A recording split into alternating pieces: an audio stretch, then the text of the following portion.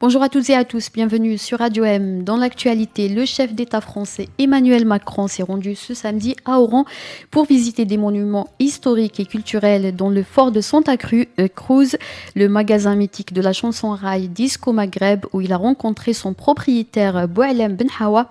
Emmanuel Macron, qui a eu un bain de foule devant le magasin Disco Maghreb, s'est également rendu au Palais des Sports où il a rencontré des jeunes pour une séance de breakdance.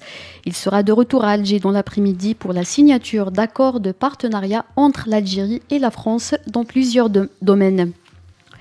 Les procès en appel de l'ex-militaire Mohamed Ben Halima et de l'ex-gendarme Mohamed Abdallah ont été programmés pour demain dimanche 28 août. Selon l'un des avocats de la défense de Mohamed Ben Halima, sera jugé devant la chambre criminelle de la cour d'Alger dans 3 affaires dans lesquelles il a été condamné à de lourdes peines. Le procès en appel de Mohamed Abdallah aura également lieu demain. Rappelons qu'il a été condamné par le tribunal de Dar el-Baïda d'Alger à 3 ans de prison ferme dans 2 affaires. Les 2 accusés sont en détention provisoire depuis leur extradition d'Espagne il y a quelques mois. Début août, l'avocat espagnol Eduardo Gómez a déposé une plainte contre l'Espagne auprès des Nations Unies. Il accuse le gouvernement espagnol de violation de la Convention contre la torture et le porte responsable du retour de Mohamed Ben Halima en Algérie sous risque d'être torturé. L'ambassadeur du Japon en Algérie a été reçu jeudi par le ministre du Commerce et de la Promotion des Exportations, Kamel El-Zig. Les 2 parties ont discuté d'un éventuel investissement des entreprises japonaises en Algérie et de la zone libre-échange en Afrique.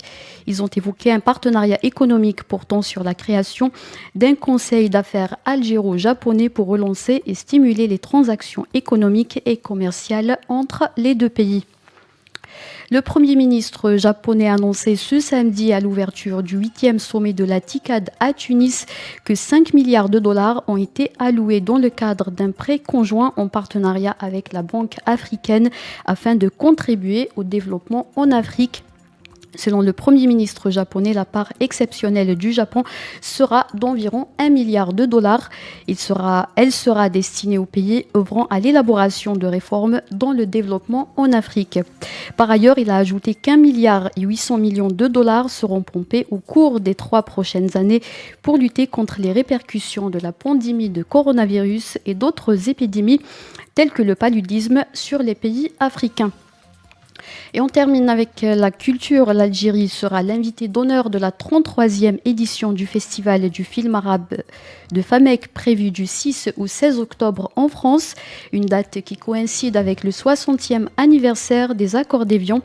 Selon les organisateurs, cette 33e édition mettra en valeur la production algérienne.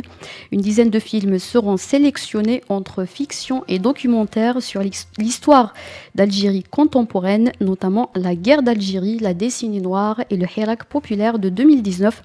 La réalisatrice et productrice franco-algérienne Mouni Mdour, réalisatrice du film Papicha, a été choisie pour présider le jury long métrage. C'était la dernière information. Pour plus d'informations, n'hésitez pas à vous abonner à notre chaîne YouTube ou de consulter nos sites électroniques radio-m.info et Maghreb émergent.